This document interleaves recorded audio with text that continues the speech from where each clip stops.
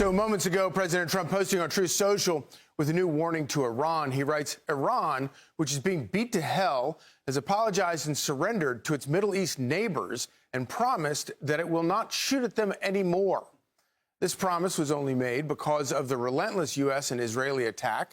Today, Iran will be hit very hard, under serious consideration for complete destruction and certain death because of Iran's bad behavior.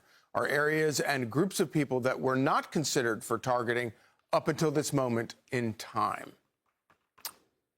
And it comes after the president held a meeting with executives from 7 defense industry giants yesterday in a bid to boost production of higher-tier weaponry amid the fighting in Iran. So let's turn to the wall and break down some of the numbers behind the conflict.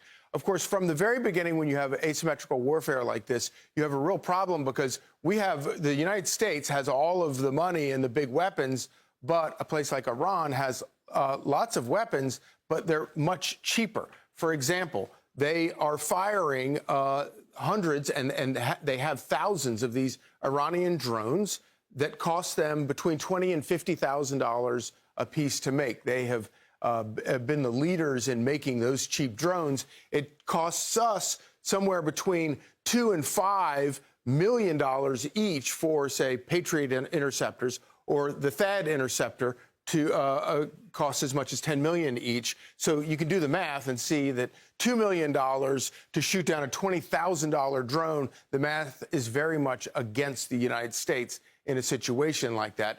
At the end of the first week, you're talking about several $1 billion worth of defense measures on our part. On the hope, though, is that what we have with the high-energy laser with integrated optical dazzler and surveillance, the Helios, would allow us to shoot these things down a whole lot more cheaply. And, of course, in Ukraine has developed lots of strategies for using even cheaper drones as little as $2,500 a piece to take down those drones. Here to discuss is Steve Yates, former Deputy National Security Advisor for Vice President Cheney.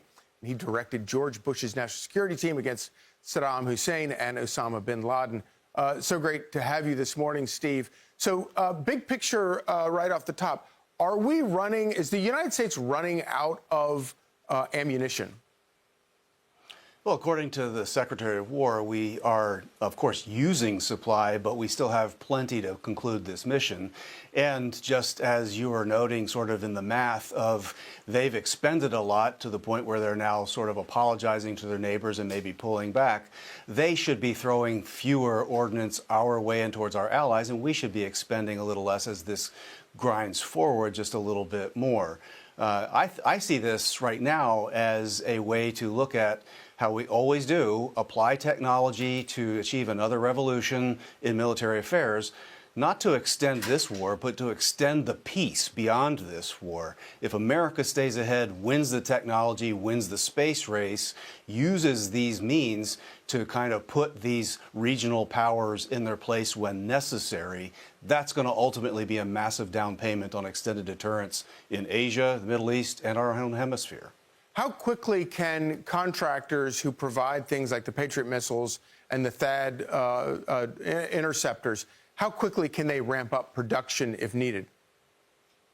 Well, some of this is our standing on our own way. Obviously, President Trump is fully on board with the idea of flattening the old way of doing business where Beltway bandits became billionaires and things were too expensive, produced too few of them, and arrived way too late. So that old way of doing business has to stop, and I'm pretty sure the president might have shared an opinion or two along those lines. So whether it's regulatory holdups or other kinds of permitting, we've got to streamline these things. I think that's the two sides of the coin that Secretary Hegseth has really made a priority. One is the warrior ethos, and the other is we've got to do business at the speed of war in this century. And that's, I think, where this meeting comes right into front and center. Yeah, we have to go, but real quickly, looking forward, President Trump has talked about wanting to work with the future leadership of Iran. How difficult is it to negotiate unconditional surrender when so much of the top of Iranian leadership has been wiped out? Well, I think the politics of this are going to be a challenge, but it's a good challenge in the sense that we've achieved military dominance. We've defanged the ability of the regime to hurt their own people and us and the region. I think political leaders will emerge, whether they're in the military or otherwise. And so I think in time, this is going to come to clarity. For now, I think patience makes a lot of sense, and strategic communication so far has been pretty good by the president through this crisis. Steve Yates, thank you so much. Thank you.